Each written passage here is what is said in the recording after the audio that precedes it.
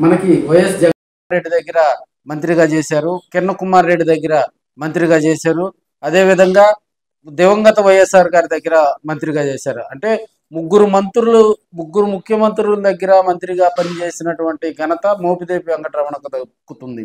So ఆయన్ను జగన్మోహన్ రెడ్డి గారు కూడా 2014, 2019, ముఖ్యంగా 2019 టైంలో కూడా ఆయనకు అత్యున్నతమైనటువంటి స్థానం కల్పించడంలో కూడా జగన్మోహన్ రెడ్డి గారు సక్సెస్ అయ్యారని తెలియజేసుకోవచ్చు.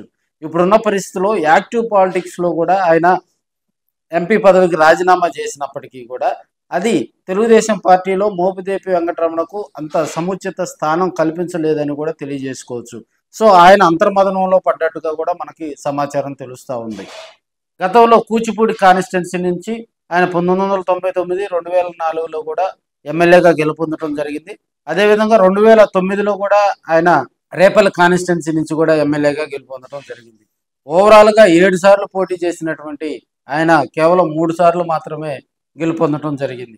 మరి అలాంటి వెంకటరమణకు వైసీపీలో అత్యున్నతమైనటువంటి స్థానం కల్పించడం జరిగింది. ఇప్పుడున్న పరిస్థితుల్లో కూడా మంత్రి అనగాని సత్యప్రసాద్ను కూడా వెంకటరమణ ఢీకొనలేకపోయారని చెప్పొచ్చు.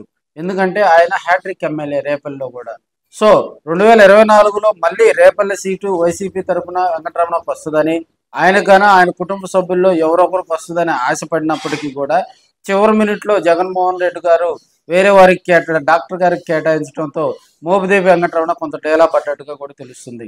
అప్పటి నుంచి కూడా ఆయన మరి పార్టీ మారేందుకు 2024లో వైసీపీ ఓటమి తర్వాత పార్టీ మారేందుకు చర్యలు తీసుకోవటం, అవన్నీ కూడా చక్కచక్క జరిగిపోతుంది. ఇప్పుడు తెలుగుదేశం పార్టీలో కూడా ఆయనకంటూ ప్రత్యేకమైనటువంటి గుర్తింపు లేకపోవడంతో మళ్ళీ యూటర్న్ రాజకీయాలు తీసుకొని మళ్ళీ జగన్మోహన్ రెడ్డి వారి వైపు చూస్తున్నట్టుగా కూడా సమాచారం తెలుస్తుంది. అన్ని అనుకూలిస్తే మళ్ళీ ఆయన రేపల్లి కాన్స్టిట్యున్సీలో మళ్ళీ అడుగుపెట్టినట్టుగా కూడా సమాచారం తెలుస్తుంది.